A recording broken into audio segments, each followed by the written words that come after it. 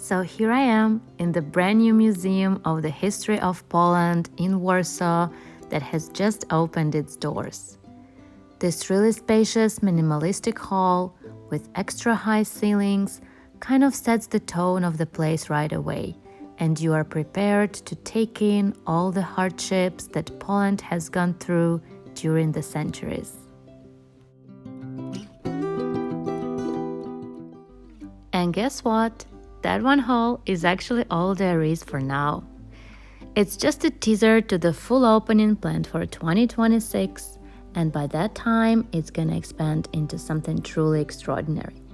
So it looks like an hour and a half will be just enough to spend here. Spoiler, we ended up spending 3 full hours exploring it.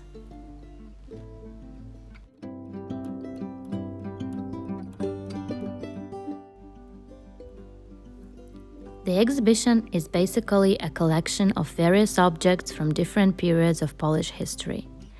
We got the audio guide that's only in Polish as of now, and a guidebook in English that is actually even better, as it has much more information in it and there's a plan in it too, so it is super easy to use it to navigate the hall.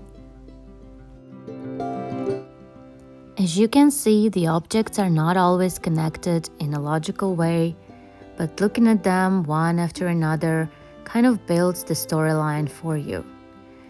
The guidebook often points to the name and background of the person the object belonged to, which helps you build a personal connection with the story that's behind it. In this zone, you can feel that the history is being made right now, as some objects, like these remains of a Ukrainian car, which in such state was driven from occupied Mariupol all the way to Poland, are just about 2 years old. This part tells about the ongoing effort to retrieve the remains of old Polish architecture right from the Vistula River, which means history is actually all around.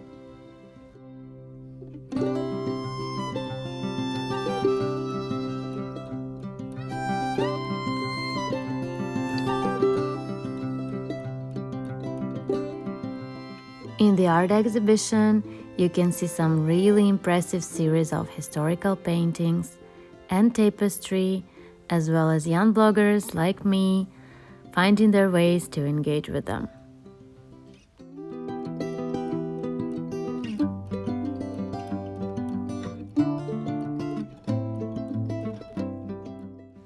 You can get to see a loom from a textile factory in the city of Lodz, showcasing the industrial achievements of the 20th century.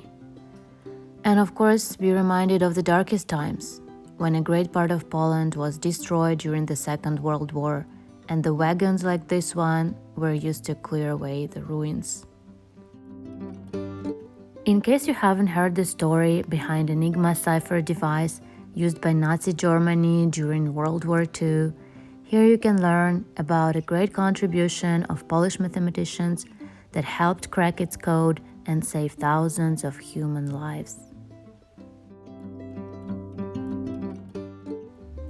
In the meantime, under the disapproving eye of Marshal Pilsudski, a dominant figure in Polish political life, the blogging competition is getting fierce. So let's not waste time.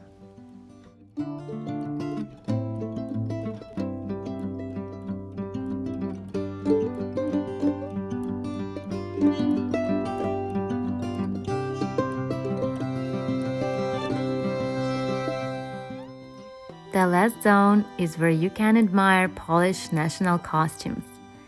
And here is a special area dedicated to really wide national belts that actually look more like carpets.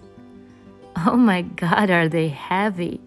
I can't imagine walking around wearing this one all day long.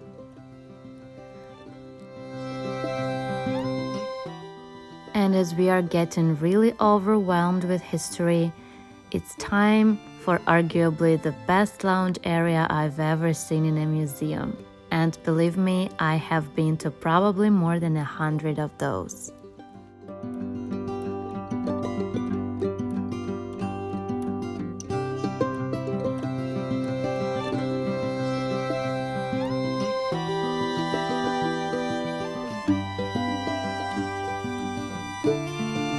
As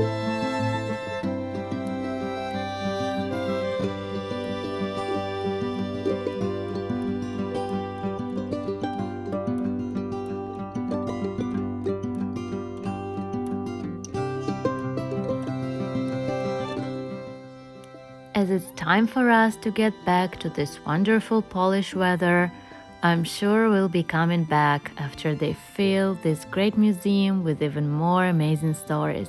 And so should you!